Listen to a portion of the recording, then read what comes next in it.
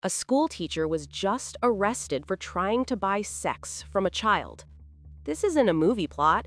It's the headline from a massive trafficking sting in Ohio called Operation Next Door that went down today. Cops arrested 135 people, including teachers and Walmart employees, in a statewide bust that proves traffickers and their customers are hiding in seemingly ordinary people. They could be your neighbor, your coworker, or the person teaching your kids. The operation rescued 67 survivors and exposed a dark underbelly of demand that fuels the entire trafficking industry. This isn't happening in a faraway country. It's happening in our own communities, funded by seemingly ordinary people. The bust is a terrifying wake-up call that the monsters aren't always strangers. Sometimes they're the people we trust the most. It forces us to ask, who is really living next door?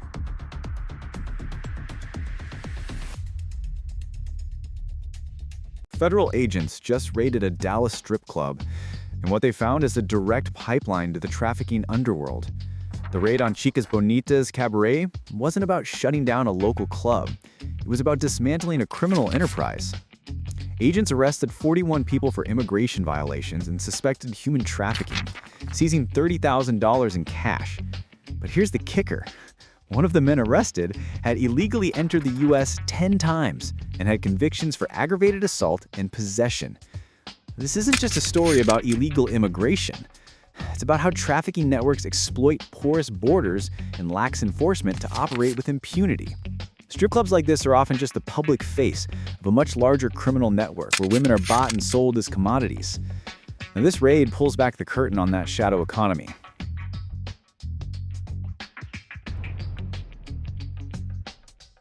That crypto investment that seems too good to be true? It's probably being run by a trafficking victim.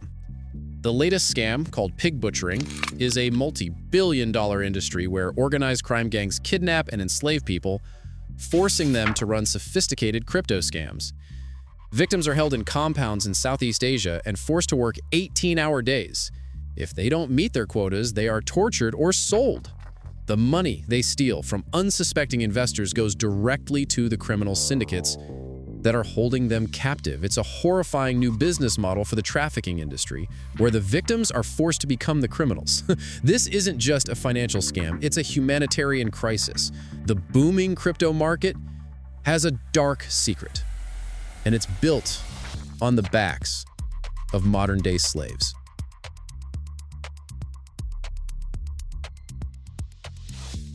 The World Cup, the most watched sporting event on the planet, was built by modern slaves.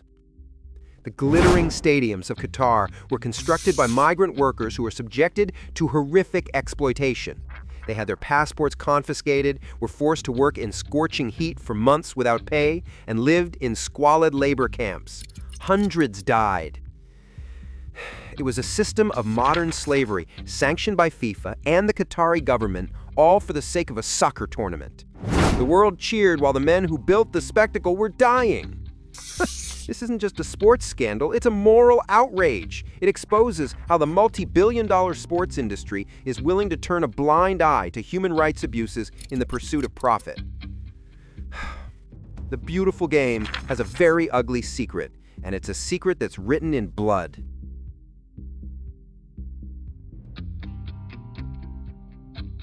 There's a black market for human organs, and it's a 1.7 billion industry. Every year, at least 12,000 illegal organ transplants are performed. Desperate people in impoverished countries are tricked or coerced into selling their kidneys, livers, and other organs for a fraction of what they're worth. The buyers are wealthy patients who are willing to pay any price to jump the transplant list.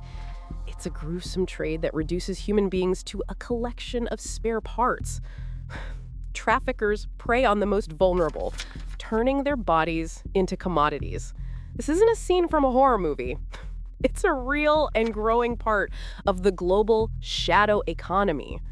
The demand for organs is creating a brutal new form of human trafficking where the cost of life is determined by the highest bidder.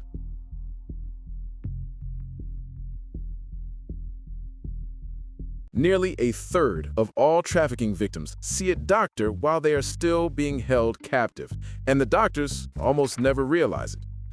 A shocking study revealed that 28% of survivors had contact with a healthcare professional while they were enslaved. They were brought in for injuries from beatings, forced abortions, or treatment for STDs. These were missed opportunities to save a life. The healthcare system is on the front lines of the trafficking crisis, but is failing. Doctors, nurses, and other medical staff are not trained to recognize the signs of trafficking. They see the bruises, the broken bones, and the fear, but they don't connect the dots. It's a systemic failure that is costing lives. The people we trust to heal us are unknowingly sending victims back to their captors. It's a silent crisis happening in hospitals and clinics every single day.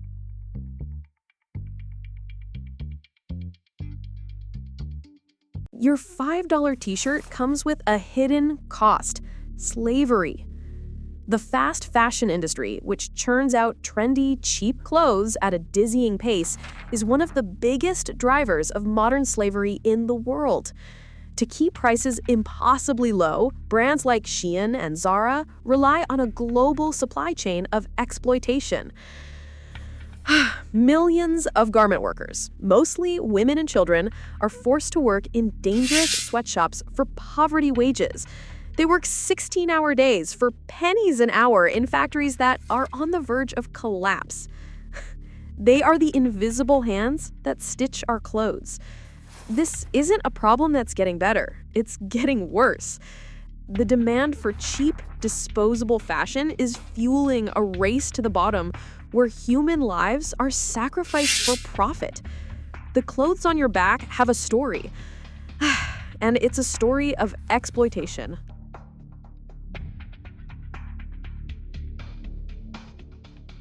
Even a government shutdown won't stop ICE from hunting human traffickers. As politicians in Washington bicker over the budget, ICE has a clear message. They are still on the job.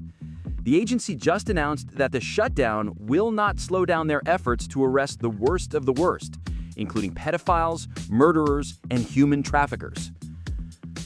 It's a rare moment of clarity in a deeply divided political landscape. While most of the government grinds to a halt, the agents on the front lines of the trafficking crisis are still working.